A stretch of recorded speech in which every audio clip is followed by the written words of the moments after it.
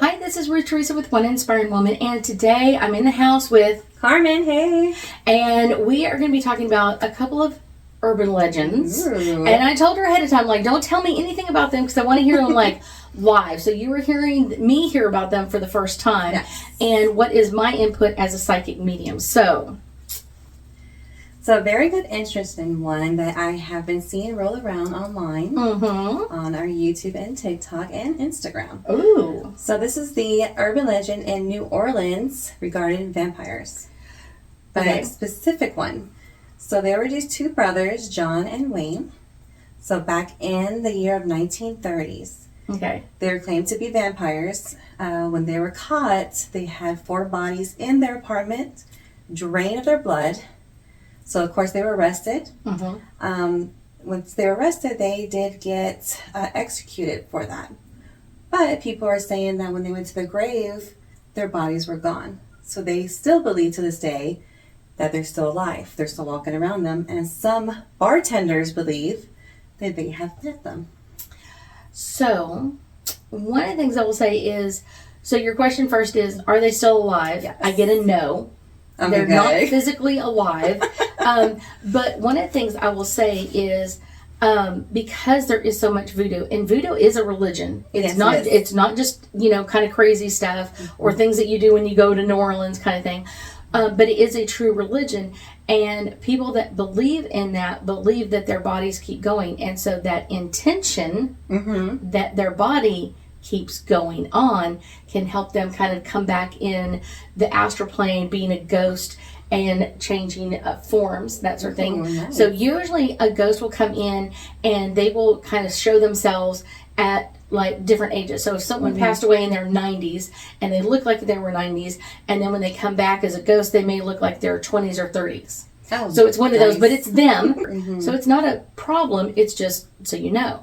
Now, vampires, a lot of times, because they believe in transformation, they can bring themselves to look like different people. Now, I will say I have seen many vampires in New Orleans. I have seen many ghosts in New Orleans. Oh, plenty of ghosts, yes. Plenty of ghosts. And that's kind of the interesting part about New Orleans, is because there is so much of that religion in everything. All that in history. In the buildings, in the streets, all that kind of stuff. All of that energy is there. And so that really does play a part in it.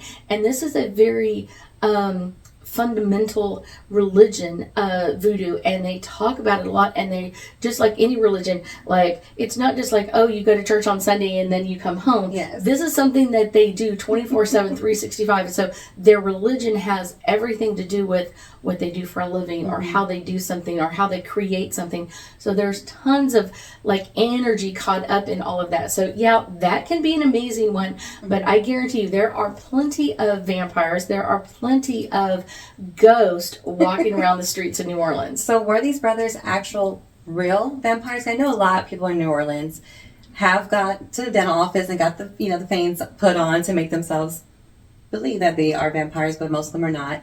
But are they real, and are the brothers real? So are vampires real? Yes. There is a real energy of that, but there's different forms of it. Some Yes. of it is just like an energetic taking over things, but most vampires do not suck your blood and all that kind of crazy kind of stuff.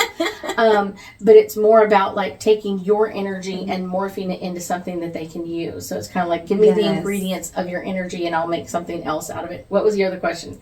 If the brothers were actually real ones or not.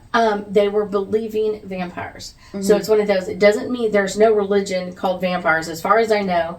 And so it's one of those, that's kind of the interesting part, is that they believed it so much that it made it believable to them and made it something true for them. So, in naturally, they're just killers at the moment, just taking their blood. Taking their blood. And it's one of those, because our bodies take in what I'm saying, like we take in nutrients and that sort of thing. Taking in blood is kind of the same way. It's going to be used as a nutrient.